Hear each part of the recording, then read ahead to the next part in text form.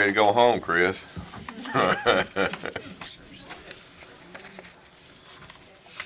Just so you know, we're already streaming. So Okay. talk disparagingly about someone and I'm careful. Turn the Gary, microphone Don't say off. anything about my wife. Is your light on? Mine is not on. No. We don't need to cut it on until it's time for the meeting, Okay. right? Yeah, we can have fun right now. Okay, well, mine's already on.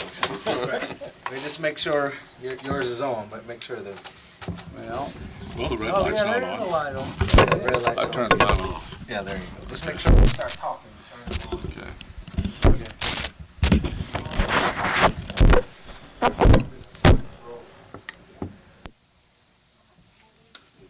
We'll leave it with us. All right.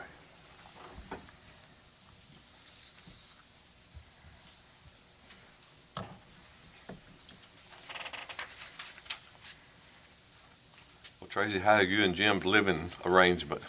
Well, he's home today. Oh, is he? He took Brittany for soccer. She's got soccer camp all week. So he's in Houston about 4 days a week then? He'll Huh. take off again on tomorrow, and then he'll be back We- Thursday evening. He's building up the Sky Miles then, right? Yeah, I think we're gonna try for that, Southwest deal where, you get so many miles and you can take, companion that next year free. Hmm. That's what we're looking for. So, might as well get something out of it. Is this job temporary or permanent for the time being? No, they said it'd be at about a year and a half to 2 years long, and then they'll bring you back to corporate. With Brittany having 2 years. Oh, is he? Someone who didn't know the facts. Well, and then, I'm on 8 years from officially retiring with full benefits from the city, so it's kind of hard for me to move up. I don't mean from a professional standpoint, I mean from a family standpoint. Yeah. It is really a fine, 2 years is a long time, even though he can come and go a lot. Yeah. But you just see him a couple of days every week or two, right? Yeah, you see him, I'll be trying to just take some trips out there, and then he'll be coming home. Hopefully most weekends, but that'll get old after a while, I realize that. Yeah, I'm sure he does. Harry, that clock is not See, right. we've toughed it out. 6:12 right now. 6:12, so we've got 3 minutes officially, right? You must be Mr. Peabody. Yes, ma'am. Tracy doesn't. Hi, Tracy. Nice to meet you. Boy, this is a lot of stuff. My computer can handle all this. Glad I don't do emails. It still sends up smoke signals, Jay. We got to work on that for you. Maybe I can get the DNC to one of their computers, right? There, yeah, really. Just don't send any emails on it. New Smyrna Beach, south of Daytona. Not as hot as it is here. We always had a breeze going down there, but it was still hot. Our cruise was way too hot. Yeah, I'm not going, to the next trip, right? not in July. Not in the jail. Or July to get cruise.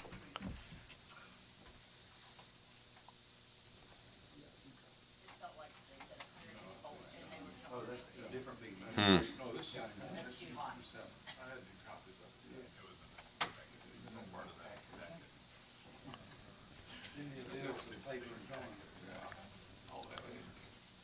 Okay, that looks like exactly time to start. We'll call it 6:15. We'll call this meeting to order. Has everybody taken a chance to look over our minutes, our executive and our regular meeting and our call meeting?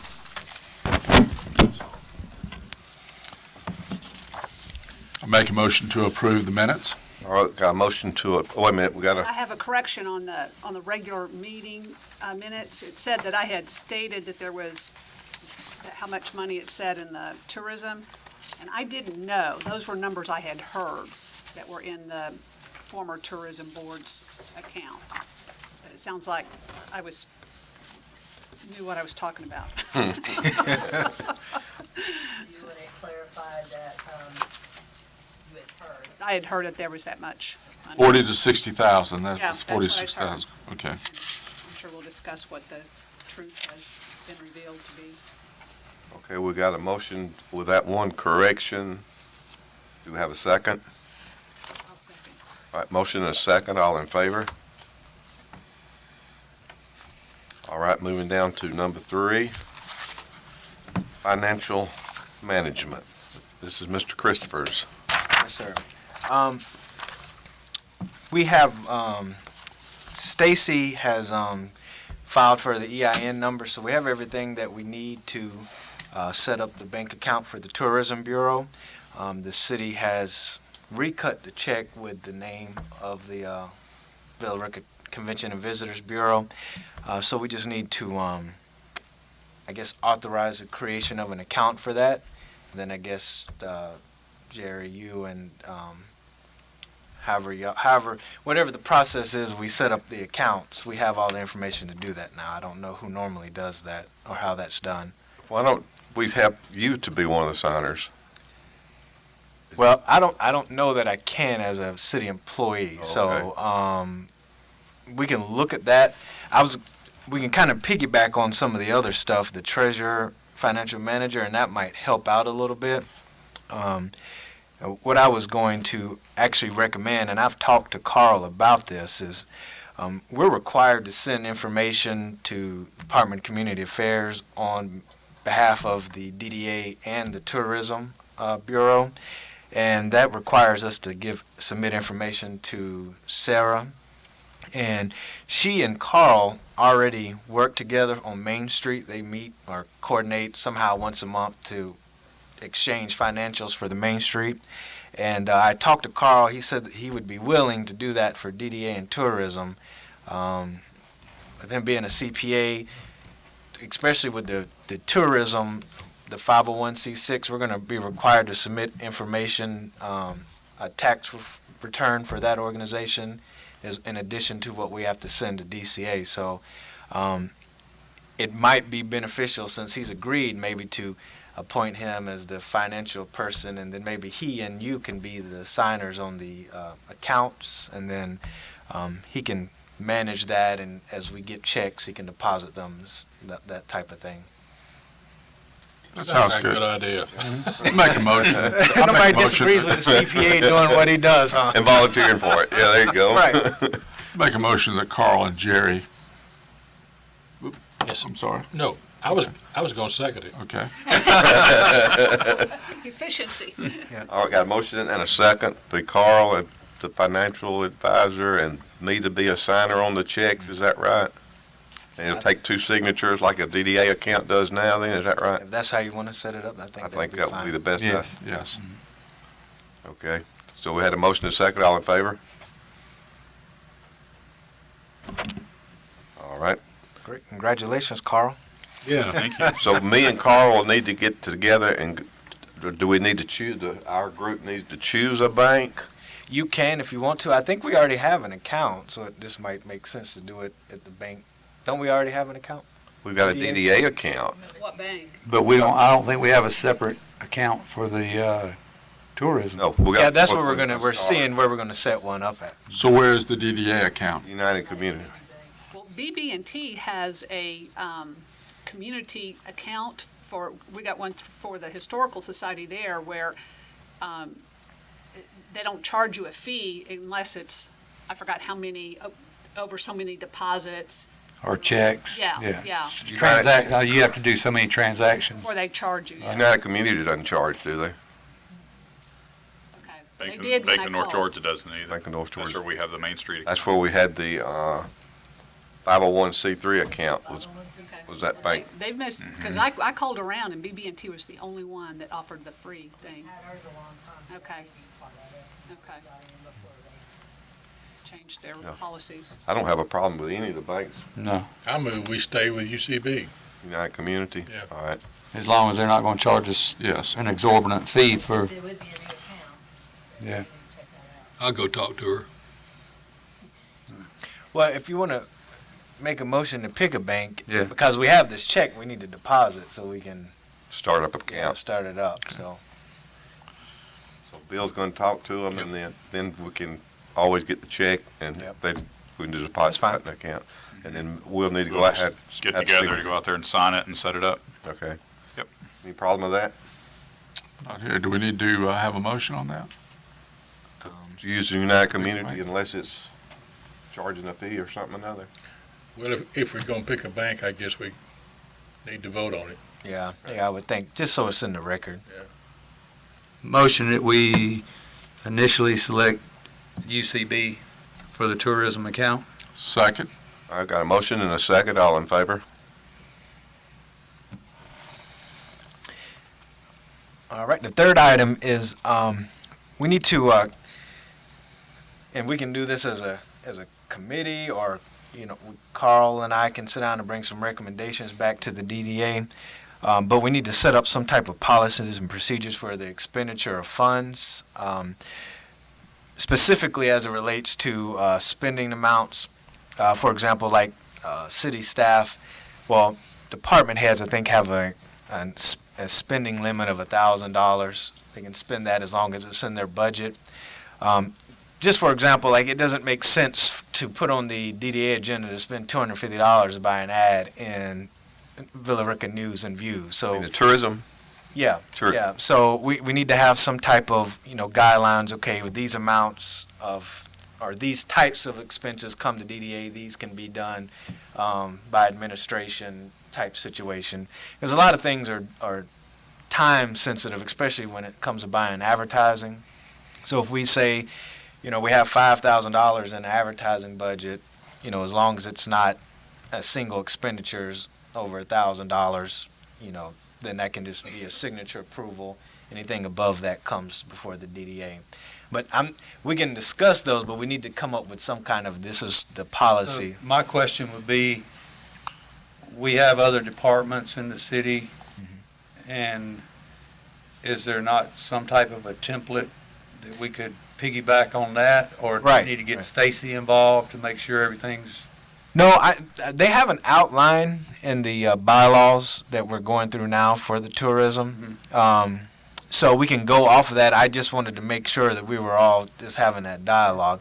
So it doesn't really need to be much different than what the city does, because it's pretty strong policy, and it kind of helps guide how expenditures of funds are done. So what Okay, you can- so you would be the one to do the expenditures of, say, less than $1,000? right, that's correct. Yeah.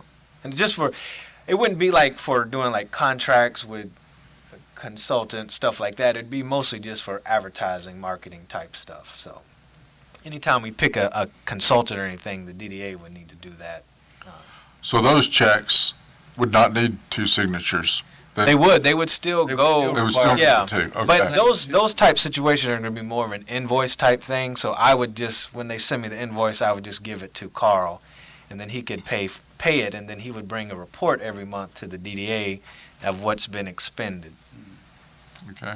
So you still have that checks and balances, because Carl and Jerry both have to sign a Sign check the form. anyways. And did you say the limit was $1,000, or did you go and check into that? I think it's 1,000, but we can check into it. And you'll have us some Yeah. firm figures The review on it? Yeah. for our next Yeah, meeting. we'll have policy for the DDA to approve, but yeah. I think that would be good if Chris could bring that to us and let us Look over it. look it over before the next meeting, and then we can vote on it. Okay. All right. Anything else on the financial management? That's it for that. All right, we'll move on down to the Downtown Development Facade Grant Program. Correct. At the last meeting, there was some discussion about the $50,000. I sent what is in the minutes for the city council. Everybody received that. It does appear that $50,000 is kind of, as I say, pigeonholed, for lack of a better term, but it is earmarked for specific.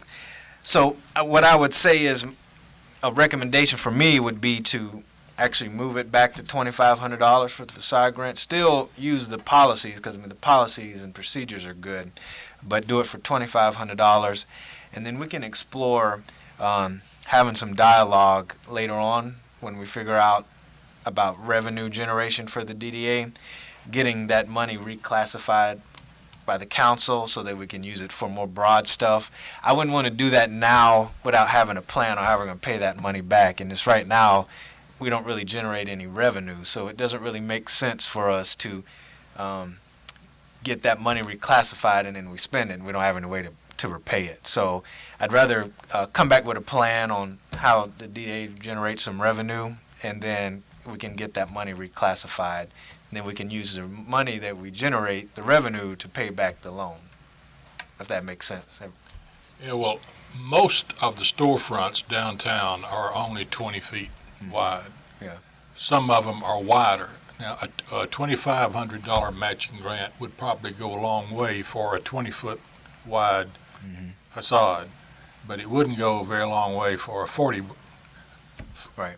foot wide, but the 40-foot wide would show up so much more than a 20-footer would downtown. So I think I would like to approach the city council in some manner to see if we can't do that rapidly, because there are several buildings downtown that may be in that situation. Okay. Well, could we do it like on a prorated scale for frontage? You mean so much per foot? Yeah, like if you're saying the 2,500 would be more equitable and financially responsible at this time, and the majority of them are 25 or so feet, then why not write the grant policy up or the program up to be $100 a foot frontage?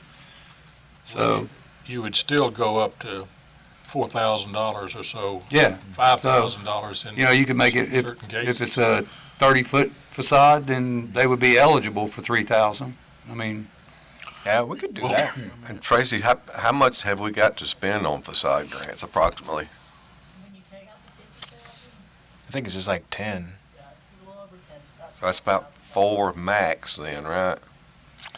Well, we don't have to spend it all. If we went ahead and approved the 5,000, it's, what we approve is based on the merits of the request and then what funds are available. So, I mean, if there aren't funds there, we don't have to spend. If we Right. only have a little money, we just grant a little money. And that's the way it reads. It reads 5,000, first come, first served basis to the limit of available funding. So I think we could leave it at 5,000, and if we don't have the 5,000, we just If we approve don't what have we the money, can. yeah. Sounds good to me. So the 2 maxes then, if somebody comes and say wanted 2. 5 apiece. Yeah, would be the max right now that we could pay probably. What would be the max? The 5. The 5. But Yeah. he's saying Be if 2 if grants. 2 came up with $5,000 request, then we would only be able to grant 2 and exhaust that fund. But the other thing too is you never know until they submit the application with their drawings and the details. They might be asking for the 5,000, but it might include signage that's not eligible under the policy. So, it would be a major renovation that they would be spending $10,000 and asking for 5,000 back. Well, they have to get their designs approved by Yeah. historic preservation before they. And by us. Yeah. Well, yeah. we state that Yeah. our standards may be stricter than preservation, so. Yeah. We have never paid for signage with a facade grant. And it's written in there that we won't either, unless it's a historical or something that they're trying to refurbish. It has been our experience that merchants come and go. And if you buy some signage for Joe 1 year, Bob will have it next year. Bob will have it next year. So we have never paid for signage. Okay, well, in this application, it has exterior signs as an eligible use of funds, which is pretty common for grants, but I mean, we can take that out if that's the I desire would of the feel DDA. taking it out based on our experience. Bill, you had something you wanted to add to this one? Well, historically, we have always tried to restore the facade as close as feasible to what it was originally. And if it required major work, like a new brick facade or a brick facade over any other material, that the brickwork reflect the craftsmanship of the people around 1900 to 1920. You know, it be somewhat decorative and not like, say, the police station is right now, and it just goes, you know, straight up into nothing. And so we have also said we always wanted to have it reflective of a naturally occurring brick color, whether it be a brown or a red brown or orange brown, gray red, you know, whatever is a naturally occurring local brick, because that's how all of them were originally made. And so that would go into the evaluation when somebody comes to us with the drawing, with the specs of a facade. Well, I think if that's a desire of the DDA, we need to put that in the guidelines. Nowhere have I seen that it's stipulated that a building has to be a brick color or red. I mean, I think for Another's Treasures, for instance, I mean, that building's been painted for years. I mean, the window is 50 years, so I mean, if that building's been painted for the last 50 years and it's historically correct, I mean, it would meet the guidelines. So it wouldn't necessarily have to be a red brick color. It could be a different painted color. But when it was built, it was not that way. Right, but that's true. This has just been our policy, Chris. Now, whether it was written down or not, I don't know, because we really haven't done many of these anyway. Right. But the guy that purchased the property up here from, what's the estate that? Jack Barber. Yeah, the Barber estate. You and I talked to him briefly, and he has painted his a brick color. Right. You know, it is not fire engine red, but it's a brick color. And if you look over here at the amphitheater, you can see the many colors that are in those brick. Almost any brick around here would reflect that, and that has always been our desire from us when we considered a facade grant that called for a color determination.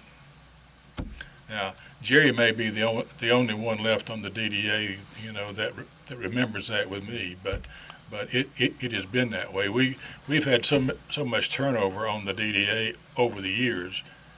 Practically everybody in downtown has been on the DDA at one time or another. Right. Which is why we're trying to put these things in writing, so Yeah. we don't have this issue. I understand that, but now, see, that does not stop somebody from painting it chartreuse or pink or black or any other color. That just says, if you want the money, Right. this is what it would take. Well, if the historical preservation, or if the historical society approves it, and then we have a chance to look at it, I sort of hate to think about every building in town being some sort of a brown or red color. Some of those buildings, like Another's Treasure, it may be green now or something, and it might be nice if we could get it back to the original brick or whatever was there, but it's not possible to get it back to that original brick. So do we have to just try to match that brick color? Well, you don't know what color it was originally, but No. but it was a local brick. Uh-huh. Now, my friend Tom here, he and I have discussed this several times, and I think I understand why he and Pat would like to convert Villa Rica back to a European type setting, you know, with the multiple colors on every building.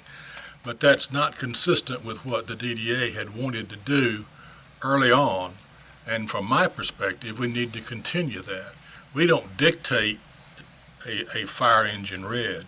There are a lot of brick colors out there that are very nice looking. And so that's just where we're coming from, to continue what we started early on.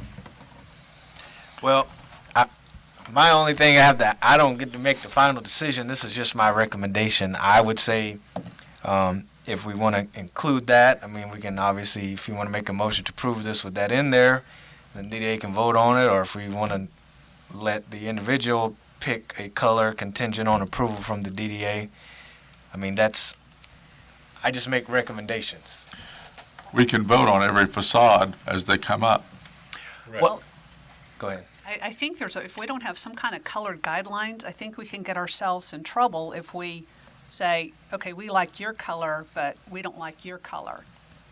That's my thought. Well, what a lot of groups are doing now, one of the colors have a, and Tracy might help me out with this. This is in your realm. What is one of the brands, either it's Bear or somebody has like a Set of historic colonial colonial palette or something, some historic colors, and a lot of places are just adopting that. And as long as you use one of those colors in that palette scheme, they're all historically correct colors. Then they're what is the name of it? They have a name. I can't remember what it. Well, Benjamin Moore. There's some federal Williamsburg. federal color. Yeah, Williamsburg. It's like a historical palette. Palette. Yeah, Different yeah.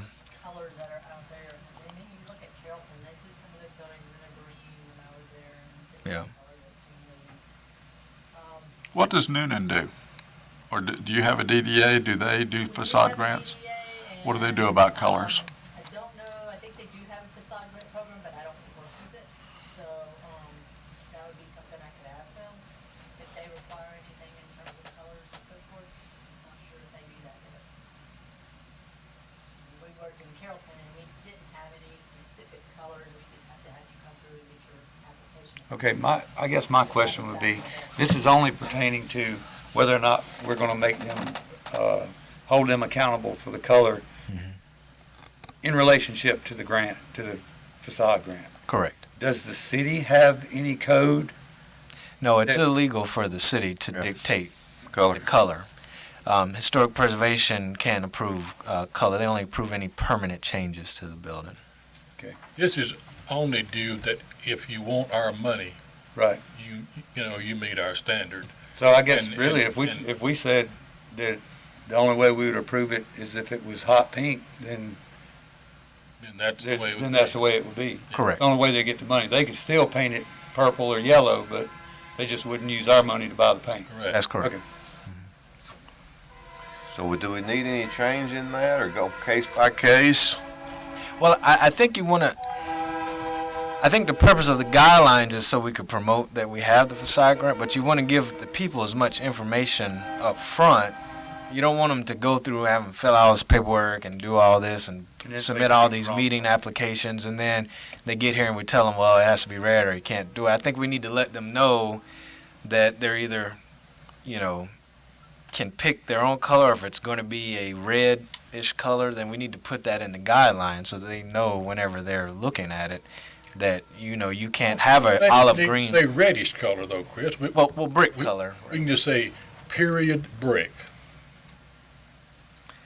But local period brick. I Most don't. of the I've things I've do. been doing this a long. I don't even know what that means. I mean, we have to define it for It them. would be pretty easy to define. Okay, well, we probably need to define that so we can put it, just so we have it in writing so that people know. Should we kind of get the pulse and see how many people want to do that Well, I before we think, go to all that work of defining it? I'll leave that up to the chairman, whether he wants to, what he wants What's to. consensus? I'd like to have it. I'm more on Tom's side of it. If we're going to have a color guideline, I think it needs to be from a historic palette. And I think all the companies have a historical palette. And that way, that knocks out your chartreuse greens and your hot pinks, unless they're going to go to the 70s for their historic. That would limit it to a certain amount. Yeah. It would certainly knock out some things for sure. They couldn't paint the front of the building black or white. I don't know if white's a historical color or not, but it probably is a historical color. Butterballs was built, it was a white building, Yes, it was white, Art Deco. but it was painted stucco, as I remember. And we have some stucco buildings. It's concrete. If you go look in that middle bay, you'll see where it's exposed. Tracy, you were going to say something? I was just gonna say that possibly if you brought something back to get an idea of what it Yeah. looked like, so then maybe that would be helpful for you all to take a look at what how it looked like with some of the colors would be acceptable, see if that is something that maybe could be a compromise for everybody.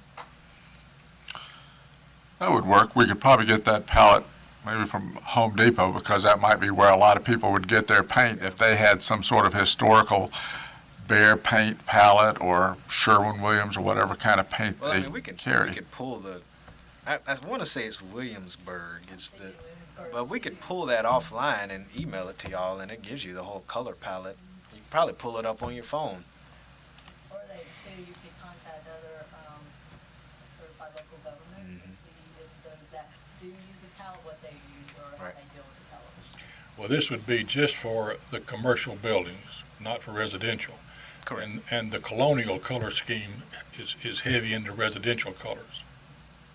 So I couldn't support just a blanket colonial scheme, Well- Maybe do something, maybe you pick and choose, possibly, yeah. but at least if you see it. So we just want to haul off on this then, so, I don't want them all to look the same either. or is Tom Don't- ready don't to do one right now? misunderstand Well, yeah, I'm just wondering if it would be a good idea to go ahead and at least adopt a policy. We could say the Williamsburg colors, and we could bring in that palette next time, and we can look at it, and if we want to make some changes, we could vote on some changes. I mean, what do you think about that, so that we have, at least we have a policy? Well, I'd just like to remind everybody, I mean, you can change your policy at any time that you want to. That's the So- Williamsburg color palette. Color collection. It's quite a collection, It is quite a quite a variety. collection. That's Benjamin That- Moore. That covers practically every conceivable color. Well, yeah, you've got your grays, your browns, your brick colors, your terracotta, or those greens and yellows, greens, blues, and grays. You can see I the wouldn't wanna different shades keep- of red. And I wouldn't want to have every building downtown one of those colors, would you, Bill? Every Yeah. building? I would like to have them all a natural brick color. Now- If feasible, and that's always, it. If you come to us for a facade grant, then we need to have a standard to go by. I think, a compromise to that could be, I'm not necessarily an advocate of painting a building that has never been painted before. Me, I think that you can say we won't fund facade grants that paint brick that's bare now, but I would think that if a building has already been painted and has been painted for, 50, 60, 70 years, then I think that then you can allow them to paint it a color. If we pick Williamsburg or something similar, I think that would be a compromise. We don't want to encourage people to just go and paint the rainbow in downtown either. So, I mean, I think there can be some balance and compromise that makes sense for aesthetically. You can pretty much, because you're giving them the money, you can dictate whatever you want. I mean, if they're giving them the money, that's kind of what the thing is. how about putting in the guidelines that the applicant must consult with the DDA on color? Well, that's part of the approval process. the approval. Yeah. I mean, I think we should give them some guidelines. I mean, if they come in here and you look at something you don't like it, you can make recommendations, and if that's what the body agrees on at the time of the application, I mean, you can tweak stuff. If somebody comes in here and you're like, that orange is a little bit too bright, can we tone it down 2 or 3 shades? I mean, that can be part of your motion for approval of the application, if that makes sense. You can alter the application while they're here, making their presentation, is what I'm saying.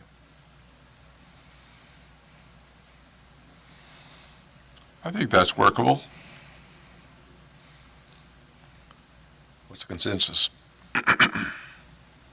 Carl, what do you think about colors of buildings downtown? Carl's been Go quiet. fix your numbers. He's a CPA, he doesn't do colors. No, I do. I think since we have to approve it anyway, we can be pretty open.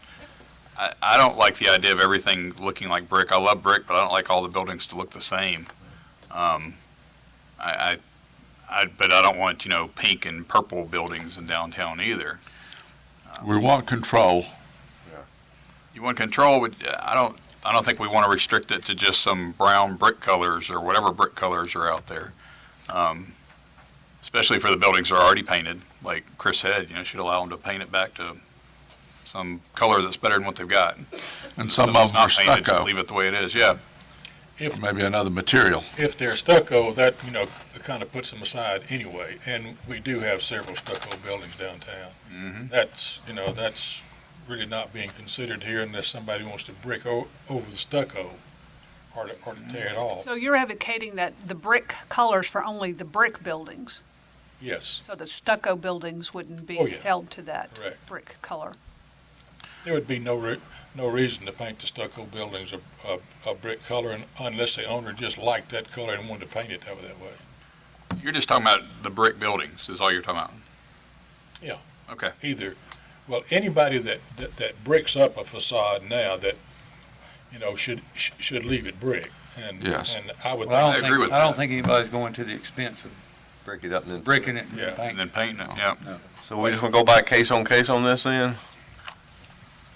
I think since we have the final approval anyway, I don't know if we need to make it more restrictive than what's already in here. I do think we need to have guidelines, or, it may not be worth someone challenging us for just a little bit of money it is. And maybe my law training is getting the best of me. But I know you can get into trouble if you don't have guidelines. It just looks like you're playing favorites. If you okay someone's and not someone else's if they're not written guidelines. Well, then if it's going to apply to the brick buildings or the buildings with existing brick facades, let's put it that way.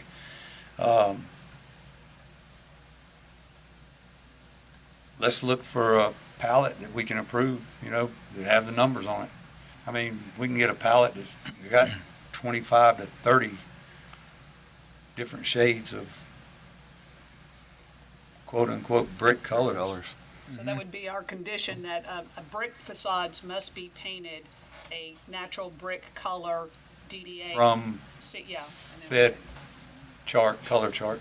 All right, say, if you're gonna paint brick. If you're going to paint. If you're gonna brick. paint brick, it must be in And a say if they were to brick buy color. But the, natural brick cannot be painted. That makes sense. Raw brick that's never been Right. painted before cannot be painted at all. it all, We have that in the guidelines. well, we We just Well- wouldn't approve it. we wouldn't pay for it. I don't know that we could stop somebody from, No, we No, you can't. couldn't. no, I don't know that the city could either, No. So, but we're just saying if somebody bought the white brick building here with the taco place and they wanted to repaint it green, then they couldn't get the money from us.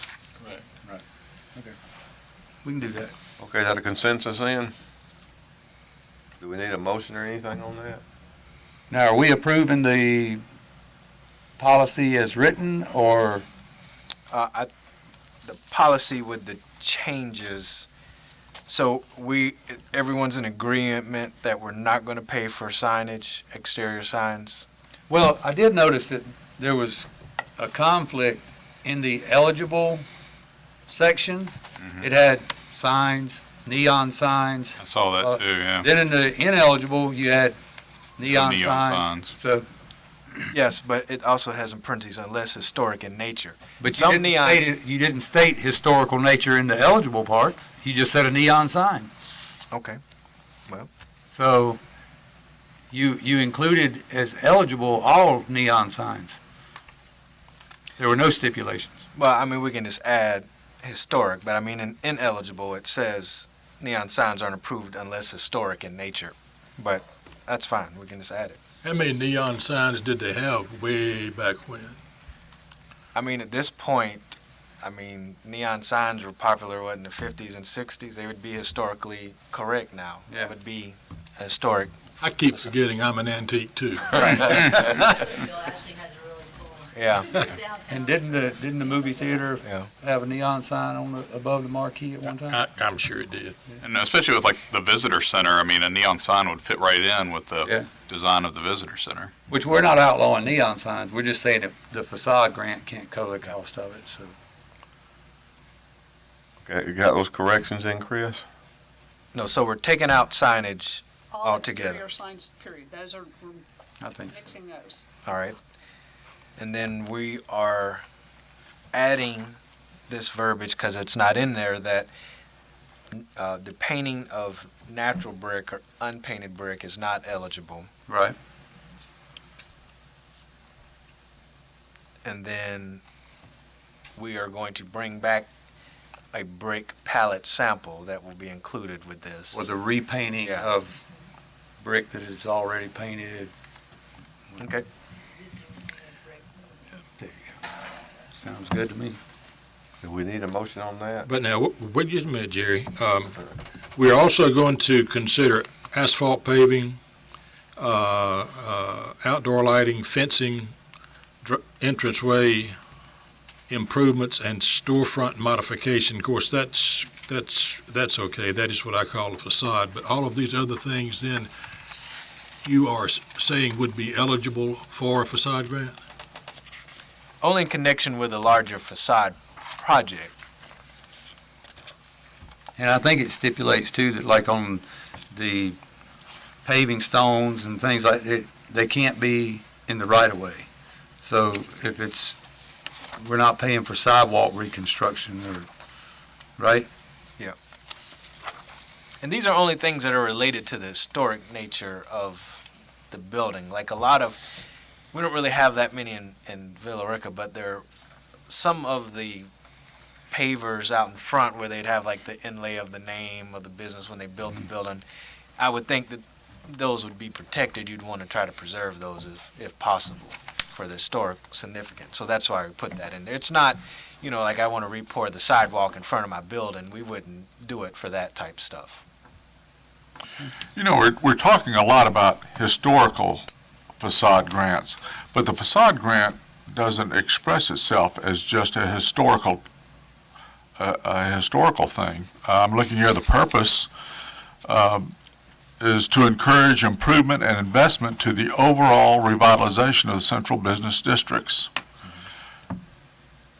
Designed to retain and attract desired businesses, strengthen the business district, increase utilization of downtown buildings, restore economic vitality, and enhance property values. Doesn't say anything about we're not working only on a historical basis here. Correct. Either colors or construction.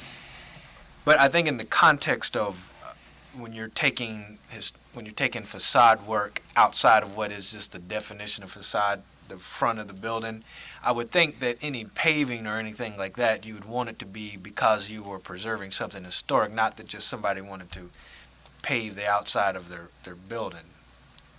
That's why You're it says preserving like, the building, not the historical aspects of the building, right? You're trying to restore the building. You're trying to get vinyl siding off of it and maybe a brick facade, but you're not necessarily wanting that brick to go back. It's not going to be the historical building. If you had a photograph of the old building, we're not going to limit it to whatever was there, are we? But No. if we could. No, that is not the thing we were shooting at, is to restore it as much as feasible. Now, that's wide open right there. Because the building that I think you're alluding to, that thing is burned down at least twice in my lifetime. And so, to go back to how it was originally, most likely it was a wooden structure, with a wooden overhang. But we were, since most of downtown was built between 1895 to 1915 in that time frame. Not all of it, but most of it was. Then we know what that had to look like. And if we put a brick facade on one, and I put some brick facades up on mine back in 2005, I had the brick masons to do brickwork consistent with other buildings around town.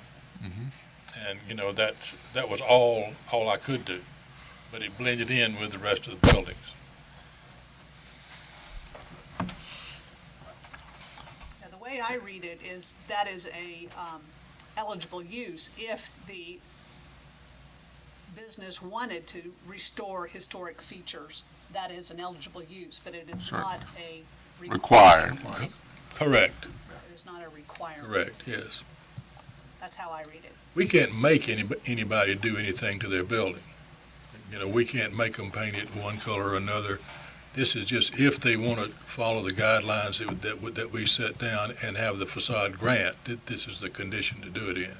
But restoration of historic features is not a condition of getting it. That's just an eligible use if they want to do that. That's how I'm reading this. So why would we limit the colors?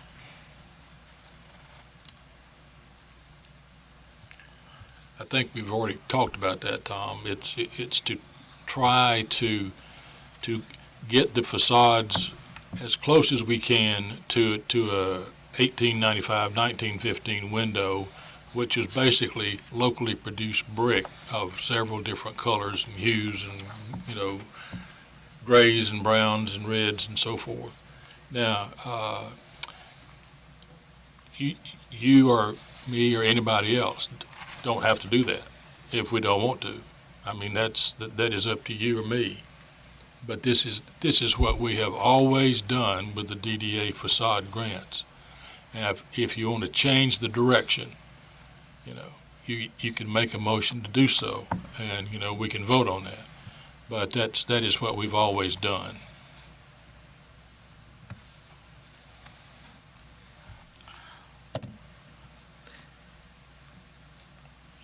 I think really the only way to resolve this is put it to an up or down vote. Do you want to keep the brick hues or not? I think that's really simple. Okay, do we have a motion then? So, right now, Which- there's no color motion. Right now, there's no color restriction, so we would need a motion to put color restrictions on brick Right. buildings. Because right now, there are no color restrictions. I would make a motion that we accept the facade grant program as it's written, and then we present at the next meeting, if we can, that palette of colors that we want to choose, and the stipulation that we're not going to paint brickwork that's never been painted, and we can begin to narrow it down there. But we'll have a program that we can begin with, which I think will probably get altered as we go down the road, and there'll be things that might be in here that will be approved and some that won't be approved.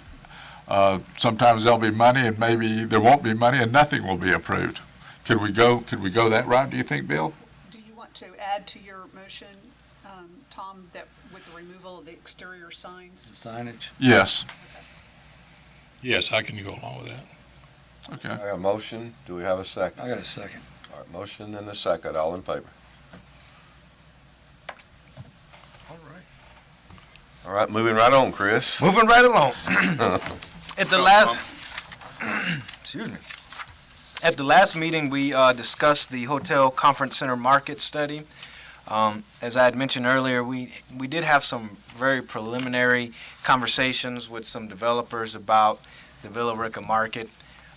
Their response to us was that they would not entertain looking at the market without having a market study.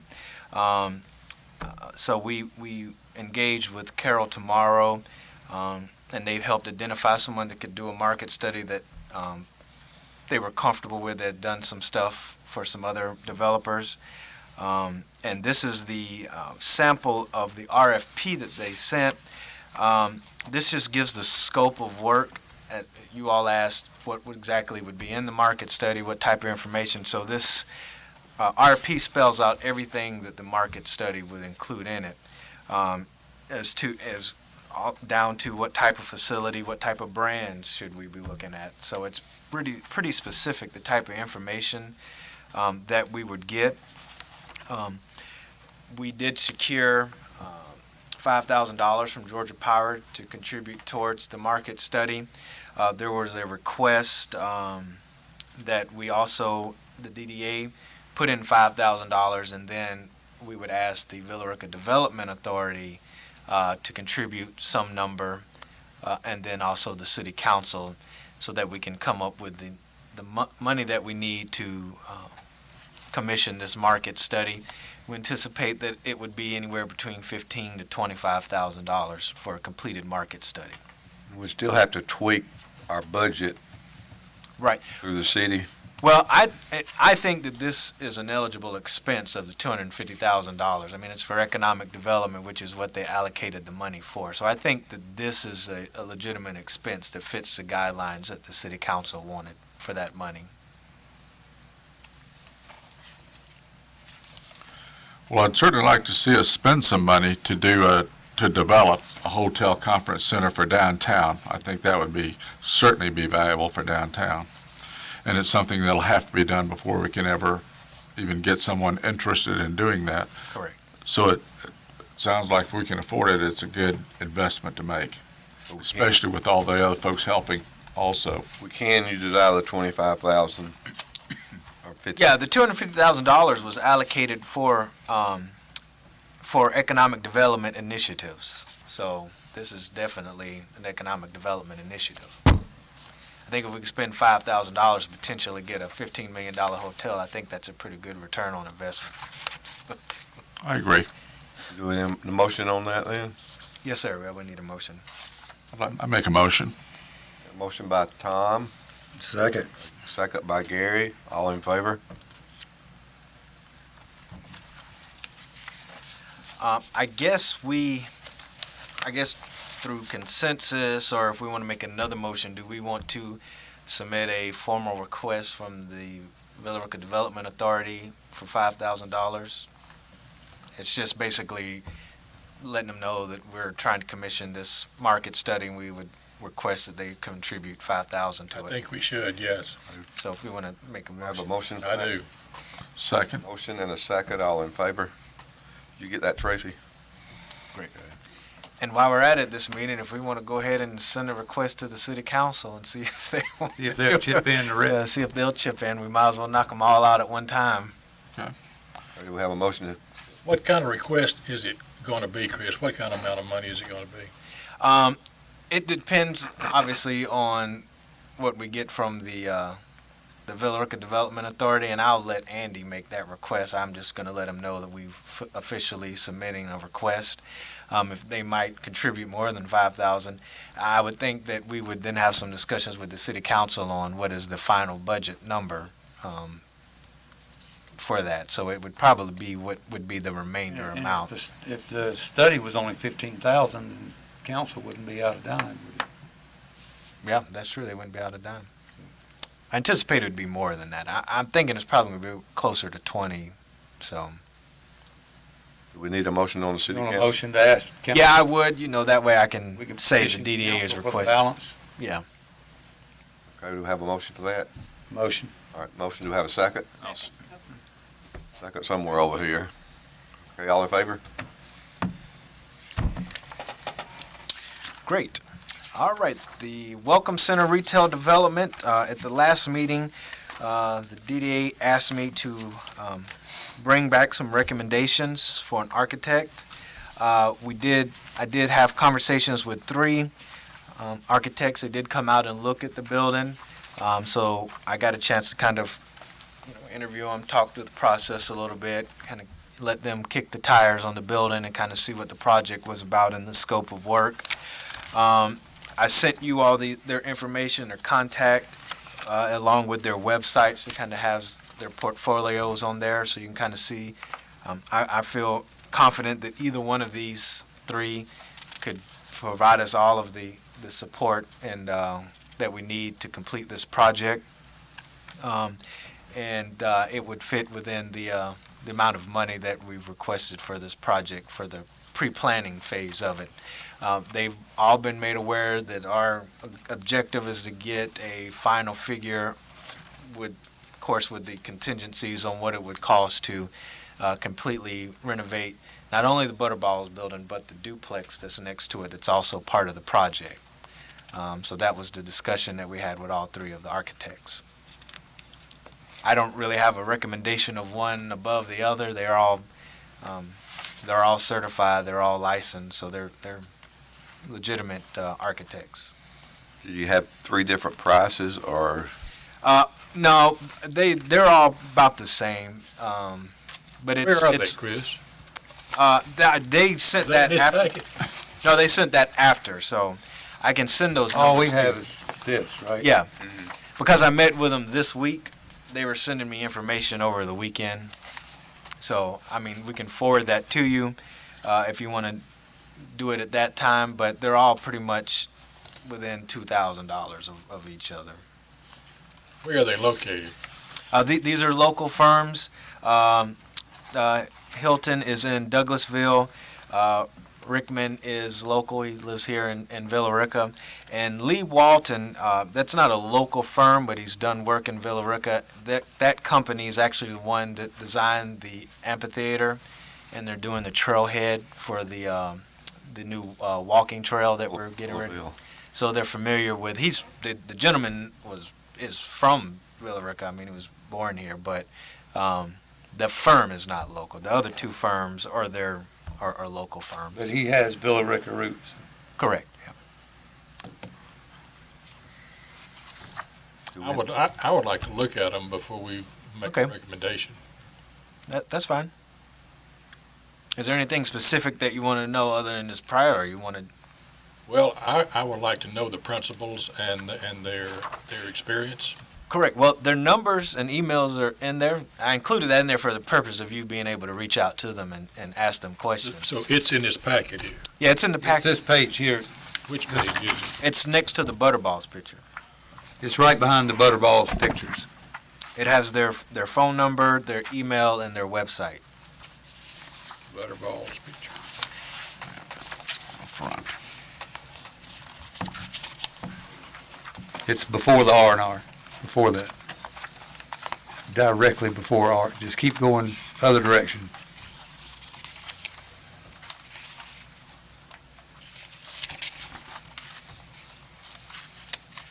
I'm looking.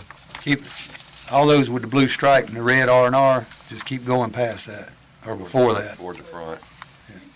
Well, no wonder I'm not there. We're Already going to have to back. get Bill a new computer so he Okay, can look okay. at his stuff.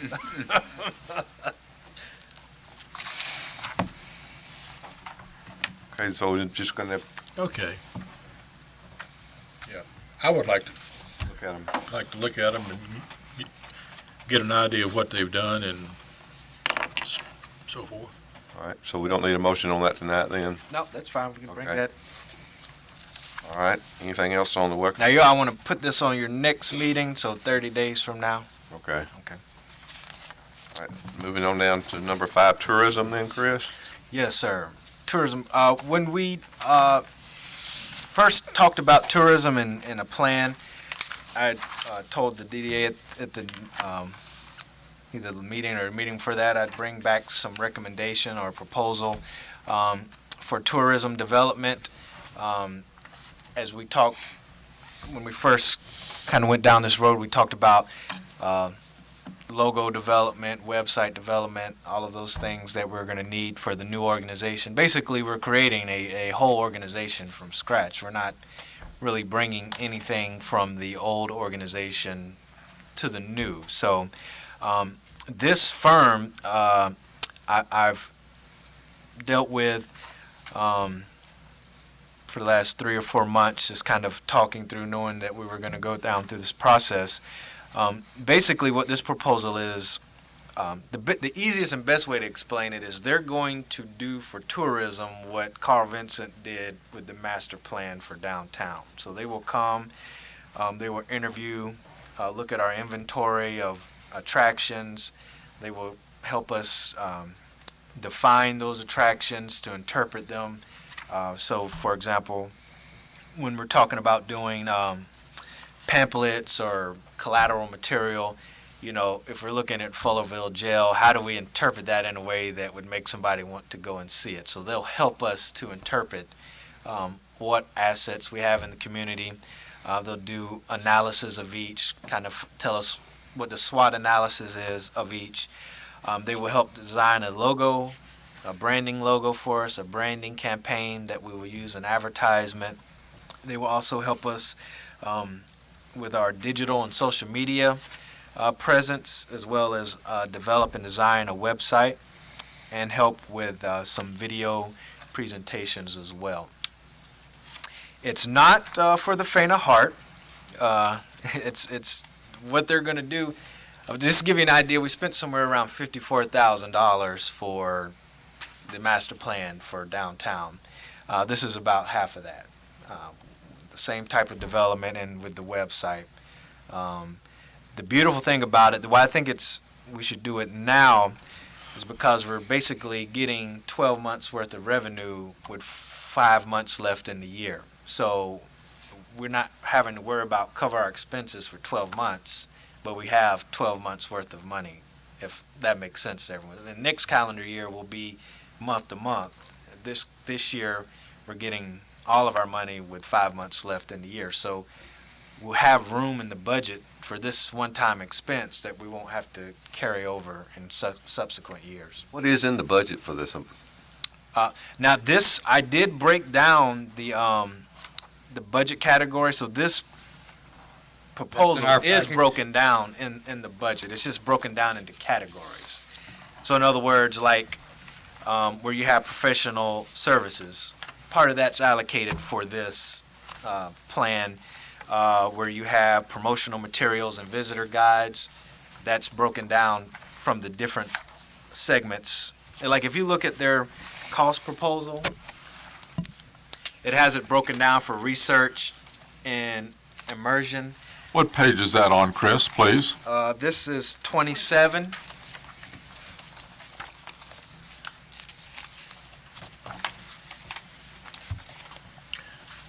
Is it toward the back, Chris? These are Yeah, numbers. there's just They're pages. at the bottom. It's page numbers at the bottom of that R&R proposal. Oh, okay, it's on the R&R proposal. Yeah. Page Page 27. 27.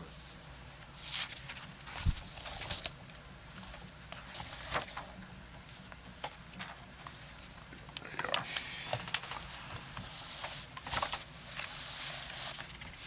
So for example, where it says research and immersion, that's actually covered under professional services in the tourism budget. Tagline and logo design, that would be under promotional materials. Visitor guide, that would be under visitor guide, obviously. So I took these components and what they gave me and put them in our tourism budget so that they're covered in there.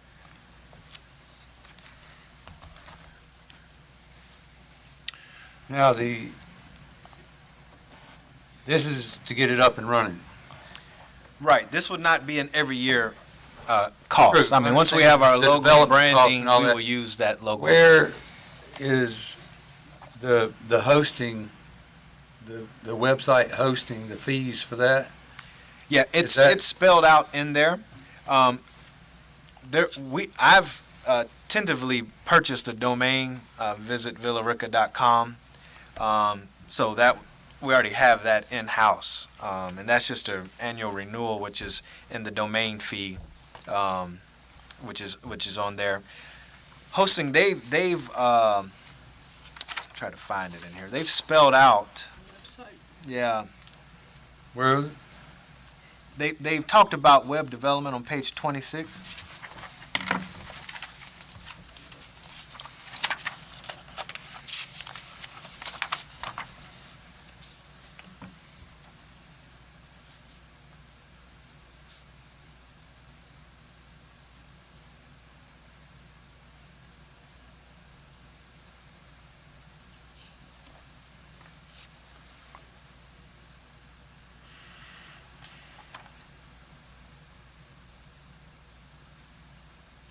A lot of this, I have no idea what.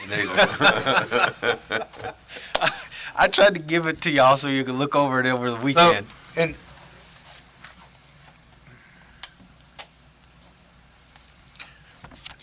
but I still don't see in here, like, on the ongoing basis for the hosting service, say if we want to change a page, or if we want to add another page to the site, I don't see where that's, Okay, it's on the last paragraph, does not include content updates, hosting management, documentation management, Oh, or general there you site go. edits. Okay. Yeah, we would have to do that on our end. But Right, that's, so I see now they've got the post-launch maintenance plan. right, Now, they would do it, but it's gonna be a monthly fee on it, so. right. But they didn't quote us on that. No. I mean, that can be as little as $500 a month, or it could be as much as $2,000 a month. Yeah, it's not, we're right now, we're paying for, hopefully tomorrow, the new downtown Main Street website will launch, and we're paying $150 a month for that. So- Through these guys? No, this is another server, but it gives you an idea of Yeah. what the fee is. They're I not know, too far. I know they range, it's like buying a car. Right. Or going to a restaurant. I mean, it's, believe me, I know Chris. there's variables. What did it cost to develop the Main Street website? We're using a content management platform. It's not as it's not as customized as this. So it's $1,400 for the year for that. To develop that website? No, that's That's just the maintenance. annual. That's just annual maintenance and upkeep. So this development, I guess, was to create the website and design it and get it running. Yeah, and then Here's we'll have some 12,000. type of monthly fee. But any website that we use is going to have a monthly fee. Did the Main Street website cost this much? No, because this is being specifically designed for tourism. For Main Street, we're using a content man. In other words, they just took their basic website and changed the colors and put the Main Street logo. But I can't change anything on it. It's like if another Main Street program uses that company, they're going to get the same template that I have. It's just going to be in their colors. This is a totally built from scratch website that will have everything in it that we want. Customized. Yeah, it's a customized website, so it's different. We're basically leasing space and leasing their template for Main Street, but we don't need the type of flexibility that we would need for the tourism site. So this will have a calendar update and. Yeah, this will have calendar events. It will be very, Well, but we Gonna get be to, slick. have input on what it looks like. And they will come and talk to us about what we want, just like, again, I keep using the Carl Vincent scenario because that's what we're used to. They're going to come and ask us what we want the site to be, what we want on it, what kind of features would we like it to have, and they're going to build it based on what we tell them. But already, there's going to be the Google Map integration, and from what I understand about the email capture, that's supposed to be good for marketing and reaching out. Yeah. Once we are up and running and stuff. Social media integration, I think that's huge. Not in my world, but most everyone else's world. Except for Bill. Yeah. And they, Chris, on the logo design, Villa Records had a logo that it's used for years and years and years, and it's, I guess, a gold miner with the scales. This would be a different logo for this particular effort here? For the tourism. It's just for tourism. You want to have a different branding for your tourism. And if you look at any city that does any level of tourism, you'll see that they all have a separate brand for their tourism entity. So it's important that we have that, and it's something that's reflective of the community, obviously, but we want something that people know, okay, this is related to tourism.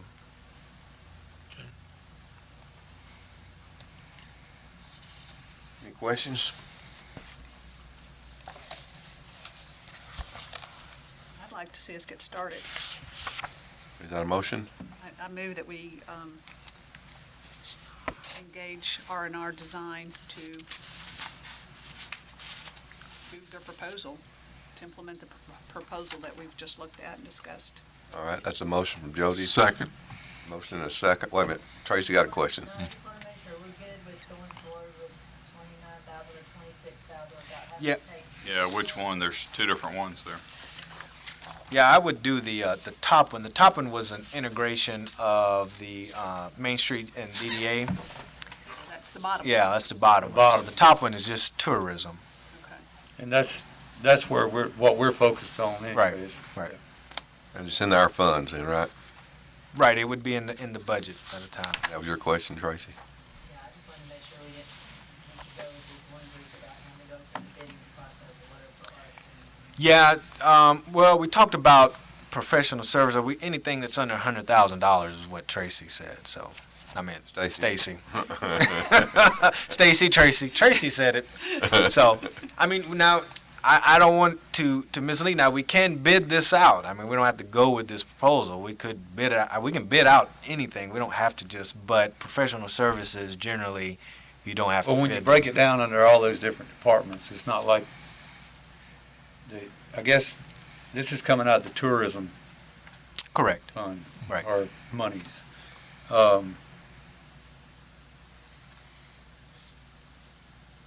And we haven't, have we appointed the tourism board yet? Well, this would not be something that would fall under their jurisdiction. I mean, this is a decision that the Still be, DD we has to make make, this yeah. decision. Okay. So we had a motion from Jody and we had a second from Tom. All in favor? Before we get completely off of the tourism, are you going to recommend the members for the tourism board to us, or should we kind of look out for ourselves, to find somebody that we think would be good? What is the process that you propose for that, Chris? Well, if we're going to use that list that are I presented, think it's a good list. yeah, some of them are just going to be standard. I mean, like the museum director's a museum director. So, I mean, but some of them, like, we'd have to actually go out and, because it Hotel. calls for somebody from the hotel industry. We have, I think, 7 or 8 hotels in the city. We would just have to figure out which one. I mean, we could advertise and see if we get any applications like we do just for regular DDA. Is there anybody from the hotel industry that would be interested in serving? I mean, we could do that if that's what you want to do, or if there's members that the DDA. I mean, it's just an advisory board, so I Right. mean, it doesn't have to be that formal. I mean, it can just be like, hey, I talked to, the manager at Holiday Inn, and he or Well, she I said talked to we're- one of the principals over at Chat and Chew, which is one of the main visitor spots downtown. And Mike said he would be happy to serve on the tourism board representing the restaurant. Okay. And- Yeah, I think that's just, I mean, that's fine. I mean, just people that we know that have a vested interest. Yeah. I think that's just as good as any way to do it. Yeah, well, certainly he has a vested interest in it. Anything else, Bill? So I would think, I think we're at the point where we're getting ready to submit the 501c6. They emailed me the bylaws. I'm kind of looking over it now. And then I think it's going to be ready for the next agenda for the DDA to vote on, because we'll need to vote on it before we submit it to the IRS. So that should happen at the next meeting. So, and we'll get it out enough time for everybody to look at it and tweak it, make comments. Oh, we got a sponsorship request again? Yep, this is from the Taste of Villa Rica. They have sent a request for sponsorship for an event. We spent $500 On the rodeo? for the rodeo, so we have $2,500 left to spend in that category in this fiscal year. We don't know The what application is in packet. your packet. And we don't know what they spent last year, right? I have no idea. So these are the options, 5,000, 1,500, 750, and so forth. Yes, sir. And what do we have left in that category again, please? $2,500. Well, I know this is a big deal to the two Lions clubs, and they put a lot of work into it. And it is held right here in downtown. So I would like to give more money toward a sponsorship to them than we did toward the rodeo, which was halfway to Carrollton. So I move that we give them a sponsorship of $1,500. Got a motion for $1,500. Do we have a second? What other things would we be asked to sponsor during the year? Because that pretty much uses up our budget. And That 1,500 one, do we want a 10 by 10 space with tent, table, and 2? You don't have to take it. All they want's the money. Of They course. they make a lot of money. It is. Right. They make a lot of I money. know how much we made. We made it, when I first got it started. But you don't have to have your tent. I wouldn't want to work a tent. And I'm just looking at the difference between the 750 and the 1500 is radio. 750, you get everything the 1500 does, except you get a radio spot with the 1500. Gets mentioned on the radio. I would feel more comfortable with the 750, just to allow for other things that are going to come up. Perhaps. And invariably, other things probably will.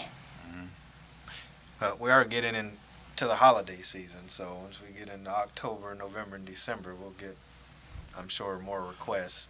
But I agree with Bill that we should probably do more for this that's downtown than for the rodeo that wasn't downtown. So I think the 750 would be good. That's what, 3 times what we did for the rodeo? No, No, we did 500. 500. We did 500 for the rodeo. So I wish there was like 1,000, something in between 750 and 1,500. Well, I would imagine Yeah. we can give them $1,000 for a $750 sponsorship.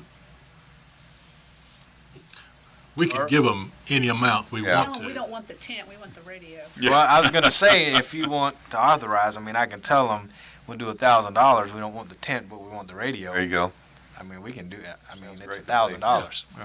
$1,000. People negotiate with me I'm all sure the they'll be happy with that. All right. Okay. I make a motion to approve $1,000 and try to get the radio spot instead of the tent. Second. All right, all in favor? All right, moving right on down. Training conference. That's Christopher's again. I'm glad I allocated some money in training since we didn't spend all the other money. This is a request for the annual tourism conference that is held every year, the Georgia Governor's Conference on Tourism. The registration is $395. That would come out of the meetings, conferences, and professional training line item under the budget, which we've allocated $2,000 for. This conference is in Atlanta, so it won't be any lodging or food or anything, so it's just a registration fee for the conference. And What a deal. Right. and you would be one, right? Yeah, I'd be going to that. Unless there's other people who want to go, you're more than welcome to Do go. we need a motion for that, Chris? Well, are we going to have a DDA member on the tourism board or not? Yeah, that calls for it. Yeah, that's what the recommendation was, So whoever that person, would this be something helpful for them to go. for whoever that DDA? But I don't think we've decided who that's going to be yet. I mean, you already know that one spot is going to be allocated for a DDA. I mean, you could decide that now if you wanted to, and that person can go. I mean, we have money in the line item, and I don't think there's any more training for the rest of Or this could we approve up to 2 people to go? year. How many days? 12th through 14th. Yeah, it's 3 days. 3 days. yeah. The agenda is on. Drive to Atlanta. That's worth $395 to drive back Stay forth here. to Atlanta. Just to stay here. You said the dates are wrong. Well, No, I said the date's 12th No, through that's 14th. like- oh, it's a Wednesday, Monday Tuesday. to- Okay, Monday, yeah. Tuesday, Wednesday, okay. Yeah. I must have been looking at the wrong one earlier. Well, I live in downtown, so for Yeah. me, it's it's not an issue. So we, you know, You want somebody to actually bunk in with you then? Yeah, I mean, they can sleep on the sofa. do we need a motion to? Yeah, I need a motion. Up to 2 people in. Yeah. Yeah, up to 2, when we decide who that's. Did we have a motion for that then? Motion that we approve, Up to 2 people? up to 2 people. Okay, do we have a second? Second. All in favor? Now, this would be an example of things that we would probably do administratively approve, because it'd be under the threshold, the money threshold. But because we don't have any policies right now, we're just bringing it to you all. Now, you said up to 2. Should we figure out who that other person, Yeah, that's what because this thing is coming up soon. Yeah, we'll need to know, because we need You got to register for it now. Physically, where is it going to be held? It's in College Park. It's at the I That big International Trade Center. International conference center Trade, there yeah. on the right, Right. yeah. So I guess we need to figure out who's going to serve on the tourism board. I'll go ahead and make a motion that it's not me. I'll make a motion it's I was not looking me. straight at you.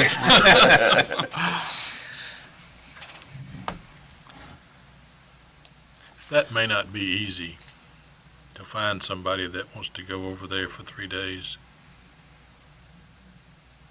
Or who could go over there for 3 days, yeah. Well, it doesn't, I mean, I can email out an agenda, and then you can just pick a day or two, because the registration falls if you just do like a Monday, one day, it's just $195 for 1 day. So we can pick maybe the classes that you think would be most beneficial, and then we can just register for that day, and you just go over for the day for that conference. You don't have to go to all 3 days.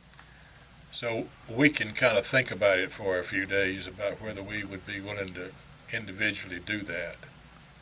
And I think the big issue is nobody's been volunteered yet for the Tourism board. tourism board as the representative from the DDA. Right. There you go, she's not here. There's always a person that doesn't show up. That's what I said, She voluntold. works- Yeah, so she works full-time. I doubt if she could. Yeah, Well, we need to ask her, though, since she's not here. yeah, we can send her an email. We can tell her she's been nominated contingent upon her acceptance. So we don't need a motion, anything else on this one then? No, we can wait. We can, well, we really don't need to wait Yeah. that long. We need to decide, because that's going to determine how we register that second person. We need to decide before our next meeting, don't we? Oh, Yeah, the next meeting will be too late. Too late. Yeah. We need to know before the end of this week, probably.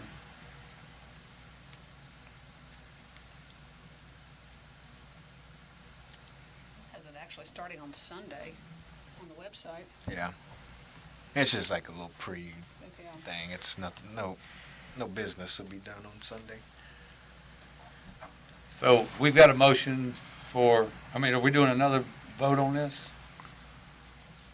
Or did we passed the funding Two people. For two Okay. people. for Chris and one member at large? Okay. And he was gonna check with Charlene, right? Yeah, I'll see if she wants to do it, and then, She was going to the West Coast, she said, because of an illness in her family. So she may be gone for several days. She probably check her emails. Yeah. I'll send her an email, and then she can just reply. I mean, as long as we know, the next week or so, we'll be fine. If nobody else goes, you can get all the learning then. Nobody else goes, so we'll just put that money back into the Yeah, pot. We'll there you use it go. for something else. Anything else, Chris? I think I've earned my money today. Okay. Moving down to number 6, in the old business. Any new business? Any public comment, Tracy? Items for future agenda, you already got those, haven't you, Chris? Yeah, I have a few. Is there anything else that we need to bring back? I will say at the next meeting, I'll be bringing some more information about the bid that we talked about, with a list of projects with a cost associated with them. So it'll basically, it'll have the properties that are identified to be in the bid, what is the mill that will be collected from that property, the businesses that will pay for the surcharge, how much money will be generated, and then what projects we would hope to accomplish in the 10-year period. While you're on that particular subject, Chris, everybody got a reappraisal of their property in the mail a couple of days ago, Okay. and it shows a tremendous increase in a lot of properties in the county. Okay. So the millage rates will hopefully be adjusted downward to take that into effect. So that would be something you're going to have to relook at, Okay. because it was like a 50% increase in some of the property values. Well, this won't really affect this because this would be actual increase. So this is not reflective in your tax bill now anyways. No, but But a mill at $10,000 is a whole lot more than a mill at $5,000. Correct. Which is great, because it means we'd collect more money. Yeah, but we gotta Not gonna get pay. everybody to agree to it, Right. is my understanding, and Yeah, this is not a, It's not an easy task at all. no, well, That's why we got to come with a very solid list of projects that I think would, the key is that you're investing in things that make your property value increase. So that's what I we're. understand that, but just after you get hit with a big Tax bill. property tax increase because of the assessment Mhm. raise, is not the time to go out there and saying, hey, we'd like to tack another mill on it. If a person owns 5 downtown properties, does he get 5 votes? Good question. It's, we'll have to look at that. I think there is some type of mechanism for the. Well, let me look into that. I'd rather not say, yeah, this is what it is, but I think there's some type of formula, probably. All right, moving on down. We don't have anything for executive, do we? No, I don't have Okay. anything. Do I have a motion? I move we adjourn. All right, second. Second. All in favor? It wasn't bad, an hour and 15 minutes. Tracy, we got you out pretty quick. Turn off your microphone.